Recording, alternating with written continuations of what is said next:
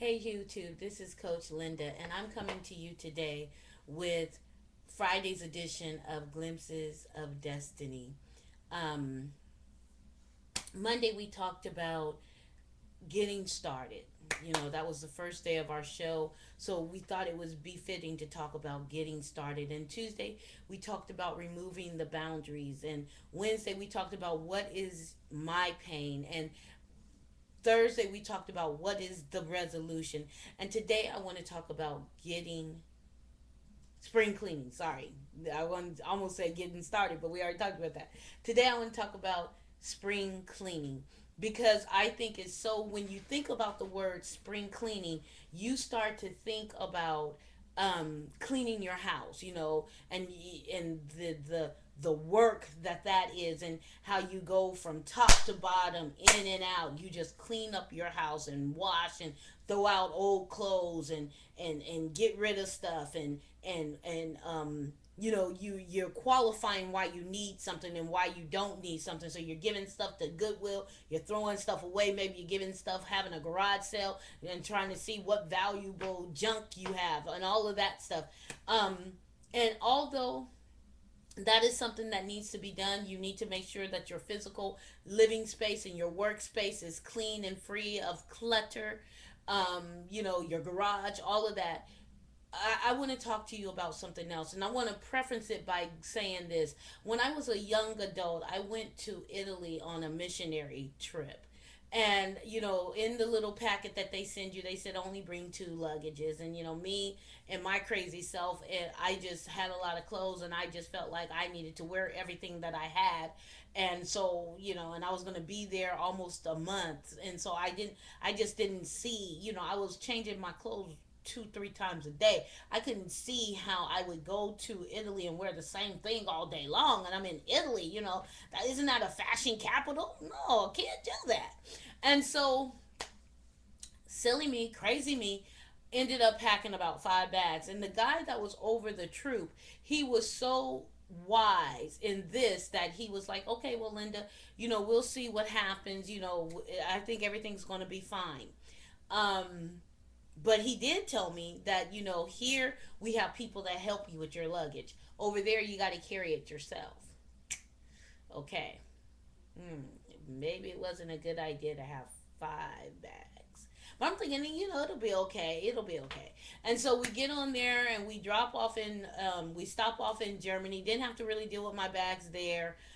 Just the one that I carried on. And then we got to Italy. And that's when everything hit me. I was walking and struggling with these 5 bags, and everybody else had their 2 bags, and they're just here I was with my 5 bags, and I was struggling, and I thank God for some of the men that were with us, some of the young men that were with us.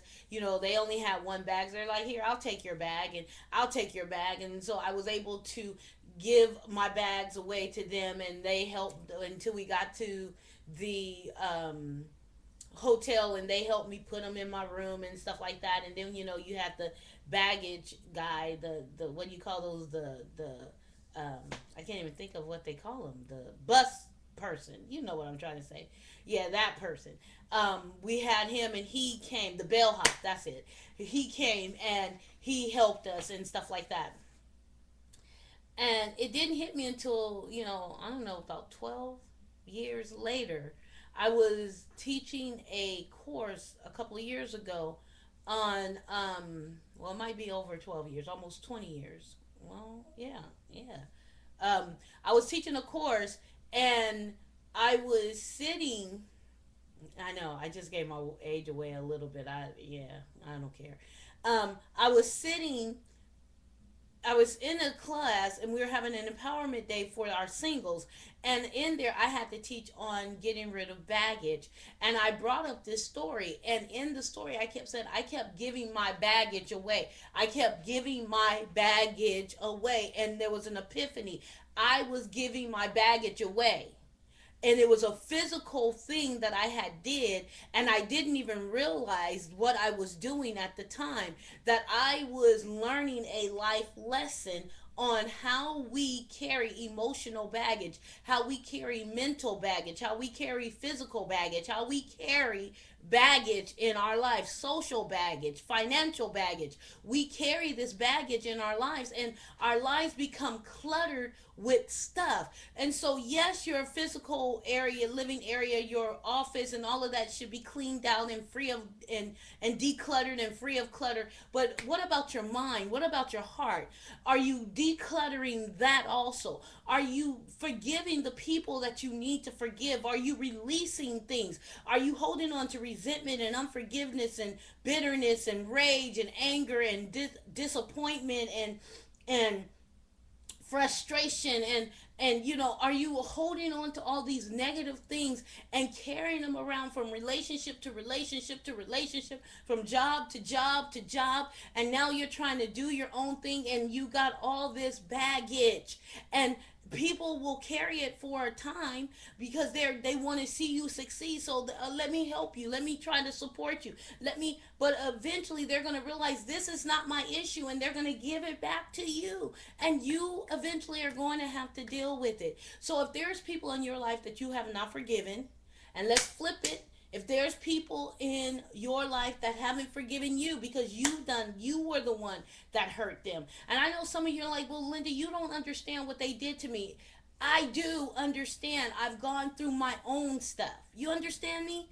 It may not be what you've gone through. It may be similar to what you've gone through. We all have had devastating hurts, but still, I had to come to a place where I realized if I'm going to be successful in this life, if I'm going to reap everything that God has for me, if I'm going to be that person I'm destined to be, I've got to let it go.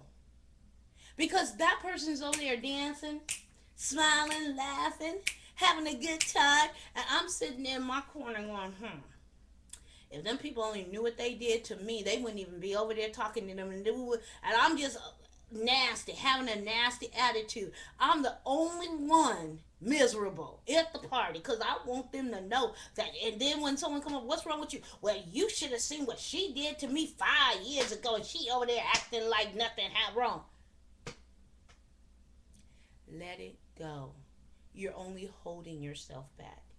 You know, someone said unforgiveness is like drinking poison and thinking it's going to hurt the other person. So let it go. I know it's easier said than done, but take this weekend to journal about it. To really explore what's going on the inside of you. Okay? Will you do that for me? Because I want to see you succeed. I want to see you reach every potential that God has for you. And you can't do it holding on to junk. You can't do it being cluttered. You can't do it with the baggage. Okay? Even airlines now, they are making you pay for extra baggage. The first bag is free. Maybe some of them do 2 bags are free. But once you start getting to 3, 4 bags, you gotta pay. That's another life lesson. Baggage cost you something. If you have too much baggage, it costs you something.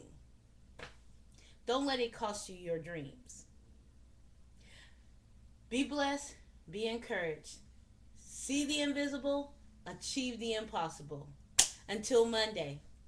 Talk to you soon. Bye-bye.